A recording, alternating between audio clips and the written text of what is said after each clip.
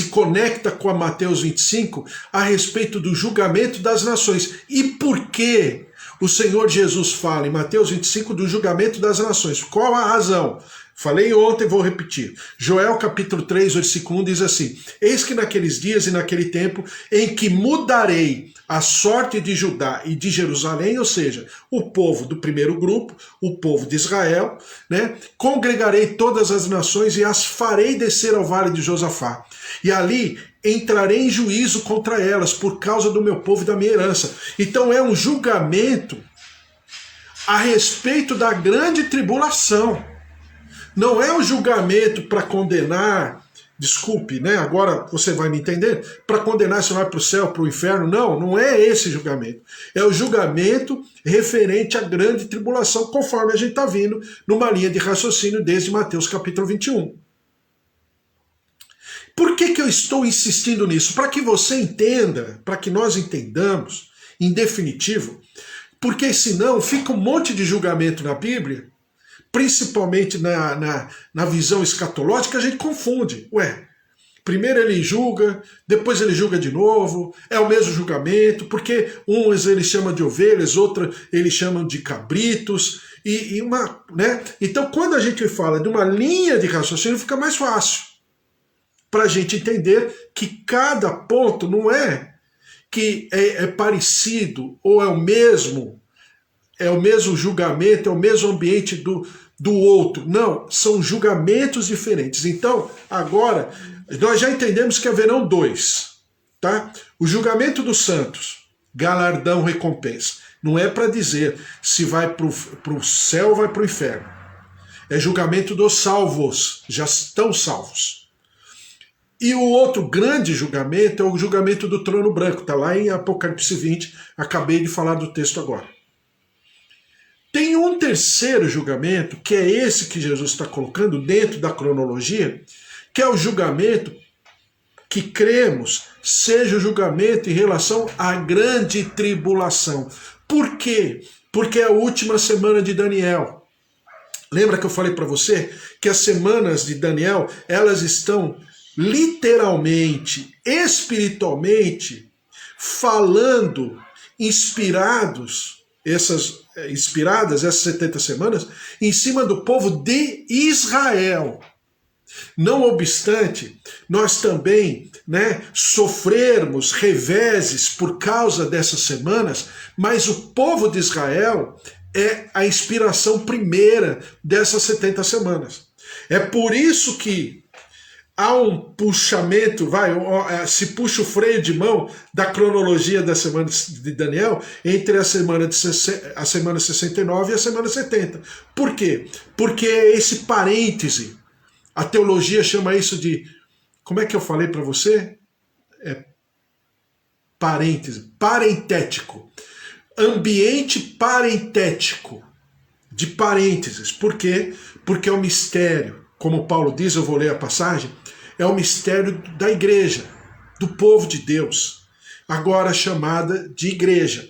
Então nós temos dois grupos que Deus trata de maneira muito, mas muito profunda. O povo dele, os eleitos, os herdeiros, e a igreja de Deus, que somos nós, segundo aquilo que Paulo diz. Então, isso é muito importante, porque esse povo gentílico, ele não pertence, desculpe falar assim de maneira didática, às 70 semanas de Daniel. Não obstante ser um ambiente que o Senhor prepara para que nós tenhamos o espaço, tenhamos a sua misericórdia, para, se quisermos, entrarmos, né, na plenitude do Senhor, como diz a palavra, na plenitude dos gentios, que é o nosso arrebatamento. Diferente daquilo que Daniel pontua com as 70 semanas. Então vá lá. Então, falei em Joel capítulo 3, que é quando o Senhor chamará novamente as nações. Aí não é um julgamento, né? Desculpe falar assim, mas não é o julgamento do coração da pessoa, mas é o julgamento das atitudes. Em relação ao que ou a quem? Em relação exatamente ao povo de Deus na grande tribulação, que é onde Apocalipse fala, de Apocalipse capítulo 5 a Apocalipse capítulo 20. Né? 7 trombetas, 7 selos e 7 cálices, está lá. Então é esse ambiente completamente terrível, trágico, que Apocalipse fala exatamente daqueles que se rebelaram contra o prometido das nações, que é Jesus Cristo. Tá? Então eu falei para você, ontem, vou repetir, existem 4 personagens nesse texto. Geralmente a gente prega ou fala muito mais das ovelhas e dos cabritos, mas na verdade eu preciso pensar agora de maneira escatológica em 4 personagens: os cabritos, as ovelhas, o rei, que é Jesus Cristo, e também dos pequeninos irmãos. Quem são esses pequeninos irmãos? Aí que está a essência desse texto. Os pequeninos irmãos é o povo judeu. Se você ler dessa maneira, veja como fica diferente. Vou repetir o texto para depois a gente avançar um pouco mais. Mateus 25:31 diz assim: quando vier o Filho do Homem, na sua majestade, ou seja, já passou a grande tribulação já chegou no seu final, o Senhor Jesus está depositando o seu trono na terra, onde ele virá com seus anjos e a sua noiva, que agora não é mais noiva, agora é esposa, e ele é marido, né? Eles vêm para reinar no milênio, que eu falo para você sempre que é o milênio sabático, ou é o Shabá milenar, né? Ao contrário, Shabá milenar, porque é o momento do equilíbrio, onde o Senhor pontuará o seu reino. Tudo aquilo que o povo do Antigo Testamento deseja, o povo de Deus realmente vai se cumprir. É por isso que eu sempre falo para você que alguns desprezam o povo judeu. Ah, já perdeu a salvação, tudo. É errado, é um extremo. Outros endeusam o povo judeu, né? Que também é errado, é um extremo. Ah, porque é o povo judeu? Não, calma. O povo judeu negou a Jesus. E por causa disso está sofrendo. E por causa disso sempre sofreu. E ainda, desculpe, sofrerá na grande tribulação muito, mas muito, porque não aceitarão a marca da besta. Vamos continuar. Então, diz assim: Filho do homem da sua majestade, todos os anjos com ele, então se assentará no trono da sua glória. E todas as nações serão reunidas em sua presença, e ele separará uns dos outros, como o pastor separa dos cabritos as ovelhas. Tá? Já falei tudo que tinha que falar a respeito, e agora, quando eu falo dos pequeninos, o Senhor Jesus se coloca no lugar, porque vocês fizeram a esses pequeninos irmãos, né? Então, falando dos dois grupos, cabritos e ovelhas. Tive fome, uns deram de comer e outros não me deram. Tive preso, uns foram me visitar e outros não. Estive doente, uns foram me amparar, outros não.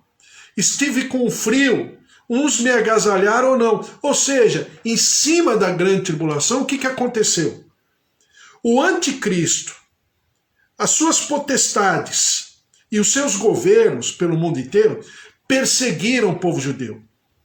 Eu estou falando no passado diante de uma eternidade, mas ainda vai acontecer, né? Cremos que ainda vai acontecer a grande tribulação. Somos daqueles, já falei para você, pré-milenistas e pré-tribulacionistas, nesse sentido. Não fechamos toda a caixinha, né, de doutrina pré-tribulacionistas e pré-milenistas, mas nesse quesito, nesse item, somos pré-tribulacionistas e pré-milenistas. Por quê? Porque cremos que a grande tribulação ainda virá. Isso que vivemos aqui é tribulação, não é grande tribulação. Então, porque na grande tribulação o anticristo será manifesto e ao mesmo tempo ele vai perseguir realmente o povo de Deus, que é esse primeiro grupo, o povo dos herdeiros. Olha só o que diz a palavra em Atos capítulo 9, versículo 3. Só para você lembrar do texto, para você ver como Jesus se coloca no lugar, ainda que não seja com ele, pessoalmente falando, mas é com aqueles que o defendem. Veja o que diz Atos capítulo 9, né, da experiência de Saulo, né, o apóstolo Paulo, nesse momento ainda Saulo, porque era da tribo de Benjamim. Saulo vem de Saul, tipo, como é que fala?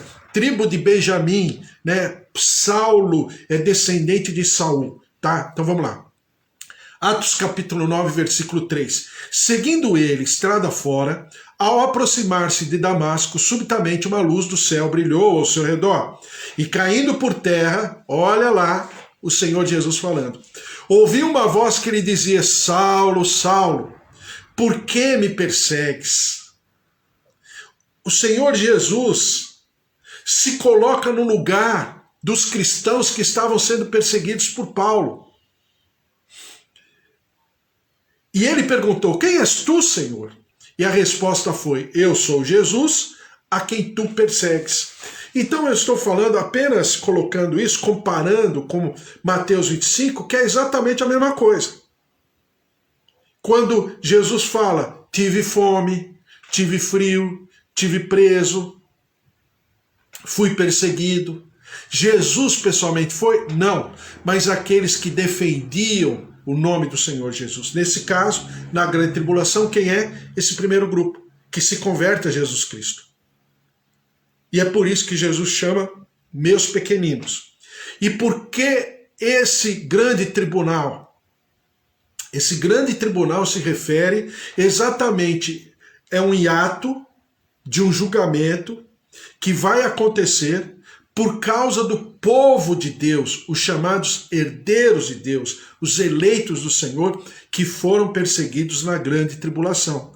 E na grande tribulação haverão alguns que protegerão os judeus, como aconteceu em vários outros momentos da humanidade, mas agora de maneira específica na grande tribulação, né? Como aconteceu na Segunda Guerra Mundial, como aconteceu na Inquisição por muitos anos, o povo judeu foi perseguido, como aconteceu nas Cruzadas, quando o povo chamado povo cristão, principalmente na Europa, ia de quando em quando lá em Jerusalém para tomar Jerusalém, porque achavam que o cristianismo deveria ser enfiado goela abaixo por todas as nações, ao invés de ser nem por força, nem por violência, mas pelo Espírito, era por força e era por violência, e os judeus foram dizimados naquela época, em vários momentos da palavra de Deus, em vários momentos da humanidade, da história da humanidade. Mas aqui é o julgamento da grande tribulação e do porquê esse povo judeu foi tratado pelo Senhor Jesus como meus pequeninos irmãos, porque finalmente se converteram.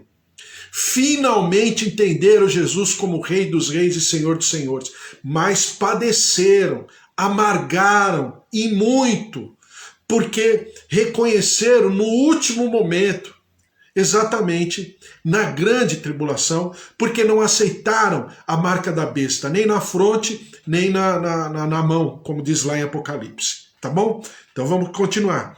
Mateus 25, do versículo 41 a 46, diz assim, então o rei dirá também aos que estiverem à sua esquerda, apartai-vos de mim, malditos, para o fogo eterno, preparado para o diabo e seus anjos. Ou seja, falei para você, né? O Senhor preparou o fogo eterno para o diabo e seus anjos. Não era para a humanidade, não era para os homens, mas foi porque fizeram aquilo que não deveriam fazer, que foi exatamente perseguir o povo de Deus, o povo eleito do Senhor. Porque tive fome e não me destes de comer, tive sede e não me destes de beber, sendo forasteiro, não me hospedastes, estando nu, não me vestistes, achando-me enfermo e preso, não fostes ver-me. E eles lhe perguntarão, Senhor, quando foi que te vimos com fome, com sede, forasteiro, nu, enfermo, preso? e não te assistimos, então lhe responderá: em verdade vos digo que sempre que o deixastes de fazer a um desses mais pequeninos, a mim o deixastes de fazer. E irão esses para o castigo eterno, porém os justos para a vida eterna. Então, aquilo que eu já falei para você, é claro que o Senhor Jesus, o Senhor Deus e Pai e o Espírito Santo, por serem oniscientes, onipresentes e onipotentes, sabem de tudo aquilo que as pessoas fizeram em relação ao povo judeu.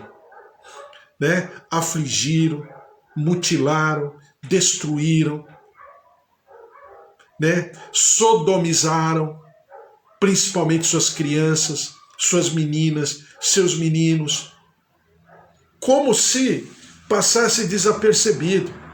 Mas vai chegar uma hora que tudo será aferido e tudo será exposto, principalmente, inclusive, nesse momento da grande tribulação, onde haverá um julgamento a respeito desse ambiente, desse momento crítico, terrível, trágico, como diz Jesus, como jamais houve anteriormente, em relação ao povo chamado povo eleito, povo do Senhor.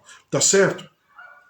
Quando a gente vai para o versículo 34, e eu quero voltar ao capítulo 25 de Mateus, versículo 34, só para deixar isso muito bem claro, diz assim: então dirá o rei aos que estiverem à sua direita: vinde, benditos do meu Pai, entrai na posse do reino que vos está preparado desde a fundação do mundo. Pega essa palavra, essa frase, desde a fundação do mundo. Aí você vai falar: ué, desde a fundação do mundo? Mas Paulo fala que é antes da fundação do mundo.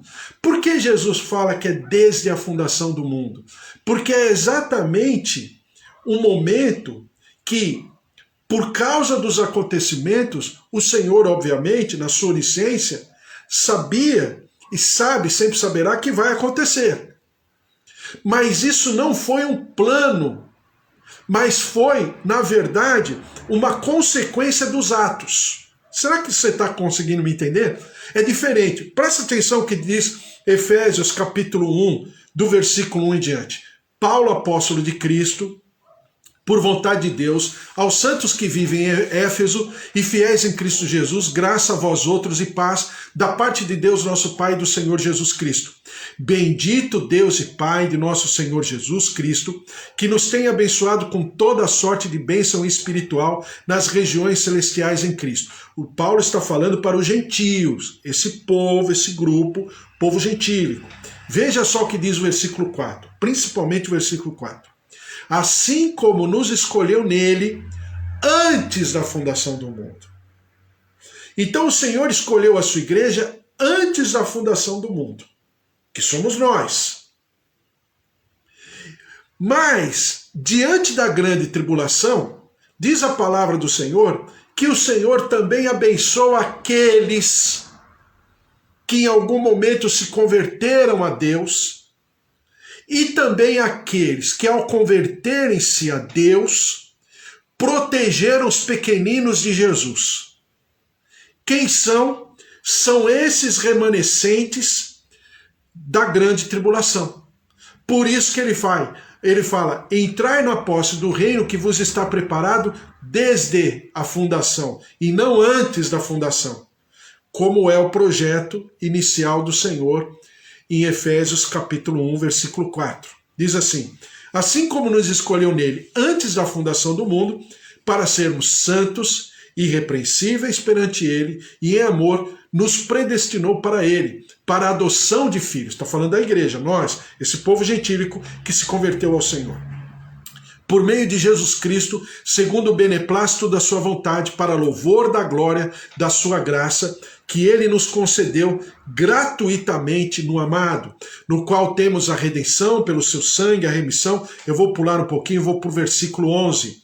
Nele digo, no qual fomos também feitos herança, predestinados segundo o propósito daquele que faz todas as coisas, conforme o conselho da sua vontade, a fim de sermos para o louvor da sua glória, nós, os que de antemão esperamos em Cristo. Agora eu vou pular para o versículo 14. O qual é o penhor da nossa herança, até o resgate da sua propriedade em louvor da sua glória. Por isso também eu, tendo ouvido a fé e tal, aí eu vou pular mais um pouco e vou para o versículo 25.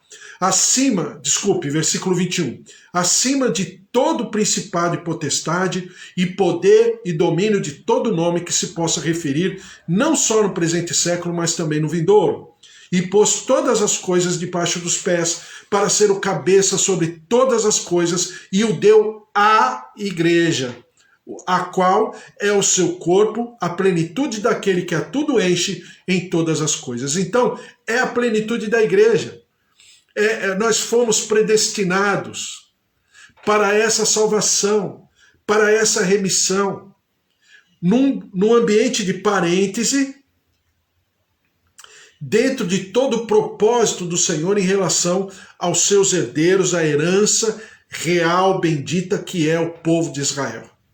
Então, quando ele fala, lá no versículo 31 do capítulo 25 de Mateus, né, que ele está, na verdade, reconhecendo que essas pessoas, por protegerem os pequeninos irmãos de Jesus Cristo, por defenderem a causa deles, também serão defendidos pelo Senhor Jesus. Então o Senhor fala: entrai na posse do reino que vos está preparado desde a fundação do mundo, e não aquela condição da igreja que está preparada antes da fundação. Aqui, desde a fundação, Mateus 25, versículo 34. Sendo que, para esse povo, que se propôs se colocar na brecha que o povo do primeiro grupo abriu, e preencheu essa brecha, isso está desde antes da fundação do mundo. E aqui, desde a fundação do mundo. É um processo posterior, porque se refere principalmente à grande tribulação. Daí falar do grande tribunal ou grande julgamento, que não é o trono branco e também não é o julgamento dos santos. Em nome de Jesus, espero que tenha dado para entender. Qualquer coisa você me chama, me pergunta mais e a gente vai conversando até cair a ficha, porque, olha, isso é muito importante, porque por causa da pandemia, por causa de muitos estarem pregando a respeito, né, de escatologia, de tribulação, as pessoas confundem. Eu percebo grandes homens de Deus, do Evangelho, que pregam e se confundem, ou por causa do tempo, ou por causa do sentimento, de uma série de coisas, e confundem os julgamentos. Ou até porque estão contextualizando a palavra, como nós fazemos todos os dias, estão contextualizando a palavra. Então, na verdade, eles falam de uma maneira que esses detalhes não são tão pontuados assim. E aí traz dúvida para o povo. A Bíblia fala do grande julgamento do trono branco, lá em Apocalipse 20. Depois a Bíblia fala do grande julgamento de Mateus 25. Depois, vários textos de Paulo e várias cartas fala do galardão e da recompensa. Ora, é para todo mundo isso? É o mesmo julgamento? Tem diferenciação? Tem diferenciação, são de momentos diferentes e para grupos diferentes. Certo?